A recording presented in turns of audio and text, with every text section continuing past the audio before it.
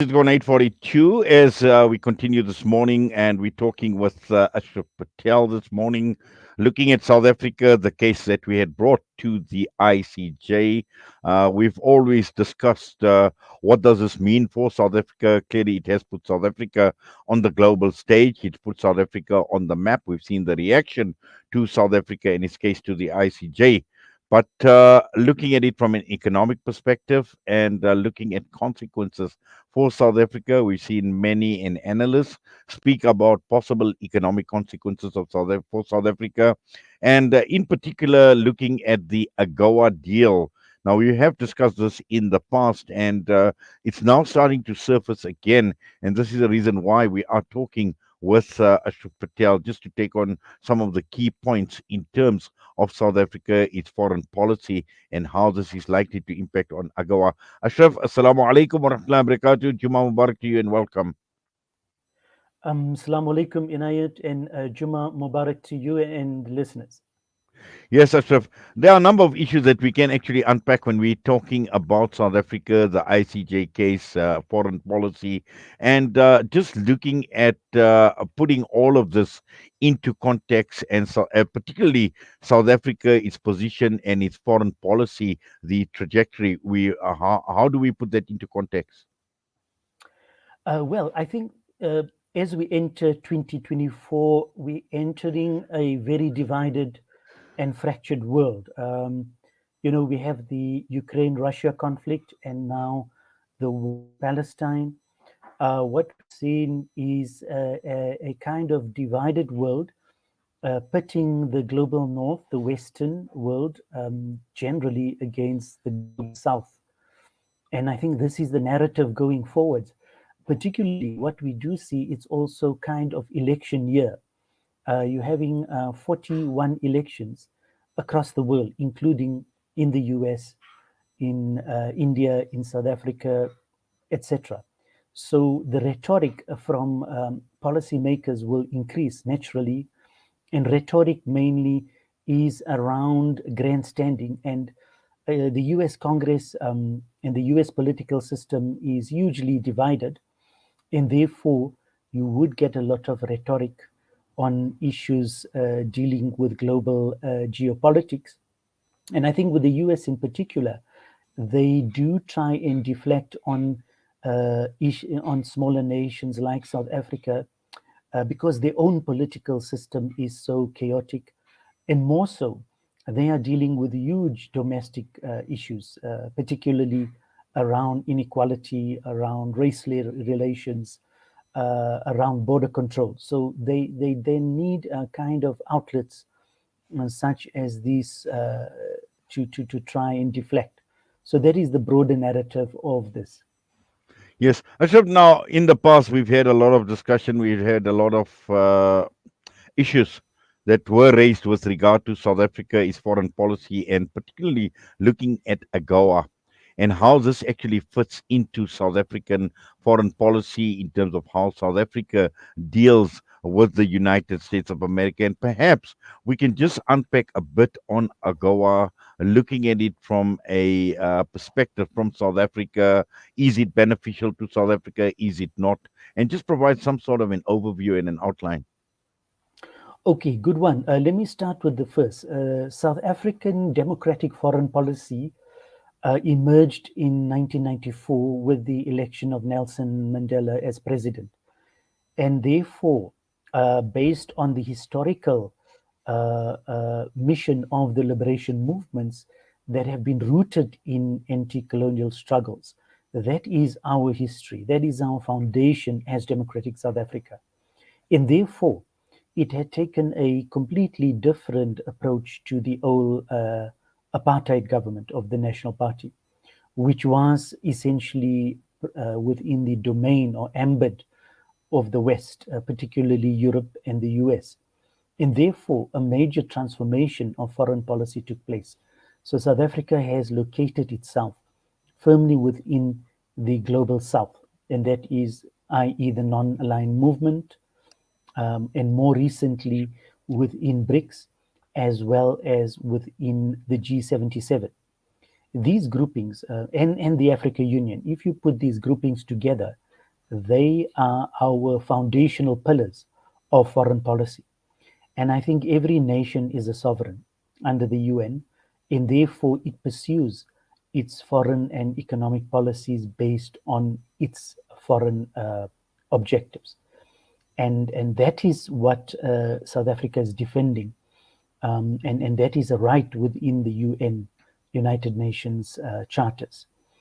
But geopolitics is real politics, and that means we are basically within the broader groups, especially BRICS, and that ruffles a lot of feathers within the northern nations, the West, if you like. And therefore, the pressure is brought to bear in a huge way. Now, that is the context to this ICJ judgment, but it should be noted that the vast majority of the global South nations are supporting South Africa's case within both formally and informally on the broader ICJ case. You've seen Mexico, Indonesia, Malaysia, a whole host of nations that are fully supportive of South Africa's position on the ICJ. And in fact, many European nations are beginning, whether you look at countries like Sweden or Norway, or even Canada, New Zealand, are saying they would abide by the ICJ judgment. Although there's a lot of politics playing itself out, that is how realpolitik and geopolitik are converging. And so it's a very complicated space. Against this backdrop, we see AGOA. Now, the second part of your question, is AGOA beneficial to South Africa? Look, empirical research shows that there are both some benefits, but by and large, South Africans, and I mean the majority, does not actually benefit from AGOA. And if we were to unpack the 4 or 5 issues I'll unpack just now, the first is, let us look at agriculture. Agriculture is a mainstay of economic development.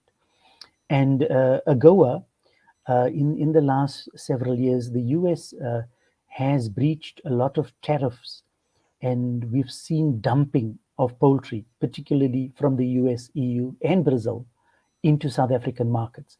That has destroyed upwards of 25,000 jobs. And the beneficiaries of poultry supposedly supposed to be consumers, but we don't see that. So you have dumping at a cheap rate of poultry products in South Africa, and yet poultry costs are very high. Now, that is something to reflect upon. Does it really benefit South Africa? Number two, if you look at US investment across the board, we start with technology. Most of the large technology firms, whether it's Amazon, Microsoft, Google, they are corporations that business model is what is called minimal tax. So they operate in your country like Uber, etc., and they pay minimal or no taxation into the economy, and they extract high value of intellectual property and royalties. So there's another area. Does South Africans benefit from that kind of investment? The third is, let's look at autos. Yes, even the Automotive Industry Development Program of DTI, when Ford or VW or others invest in auto plants, they have huge tax breaks and tax incentives. And a lot of the value chains go back to producing autos for the North. Now, that critics are saying, economists are saying, does that really benefit Africa? Yes, there is a jobs component and some downstream benefits. But the bigger picture is, do South Africans really benefit? And finally, if you look at the role of US companies in Africa, especially textiles, in this in the last several years, Rwanda and Kenya are banning second-hand dumping of clothes into Africa. And this is especially rife with US charities and businesses dumping second-hand textiles into Africa, thus destroying our local textile industries. So does Africa really benefit from this? And the fifth is very important, what is called copyright. And the US Chamber has put a lot of pressure on the South African Parliament to choose particular clauses in the Copyright Amendment Bill in the last several years. And that lobby has meant that certain clauses will deny local creatives, musicians, artists, authors some royalties or a lot of royalties because the big tech companies want to appropriate our copyright and use it for free. And this is the model of like the likes of Google and Netflix. So what then is the benefits for local content? So with that in mind, when US congressmen say AGOA is under threat, I think a more critical question would be, really? Is AGOA really beneficial in net terms to South Africa? And if you look at our own transformation trajectory, one of the biggest beneficiaries of AGOA exports is the agricultural sector. And if you delineate the agricultural sector in Africa, most of the exports are food, wine, beef, nuts, etc. Now, these are high level commodities, but most of the beneficiaries are white farmers. So farmers from the previous dispensation that have benefited in the past and now benefiting into the future. There's been very little land reform, and very little black farmers actually are benefiting from AGOA. So then, if you look at these six components of AGOA and others, and you break it down, and you see in net terms, does South Africa really benefit from AGOA? I think the verdict is out. The answer is actually no. And so, whatever decisions they take on AGOA would hardly have impact on South Africa going forward. Well, so you've unpacked it so beautifully, actually, and you've made it so simple for everybody to understand. Because when we speak about fancy terms like AGOA and those things, it makes it sound very, very complicated. But really, you've broken it down so beautifully. And I wish we had more time, Ashraf, to continue this discussion. But unfortunately, time is of the essence. But it is something that we definitely will keep an eye out on, and I'm sure you and I will be engaging a lot more on this particular topic. You've basically scratched the surface. There are many, many other issues that we can actually talk about. But we're going to have to put that on hold for now until we meet again. Ashraf, Jazakallah for your time. Assalamu alaikum wa rahmatullahi wa barakatuh. Walaikum salam and Juma Mubarak. Ashraf Patel with us, and really broken down so beautifully, unpacking this whole issue. And for many of us, we think this is confusing, this is complicated, but I think Ashraf obviously spelled it out very, very loudly and clearly as well. Next up, we've got Jummah Inspirations coming up this morning. Maulana Muhammad Saliji from the Jamiatul Ulama KwaZulu Natal.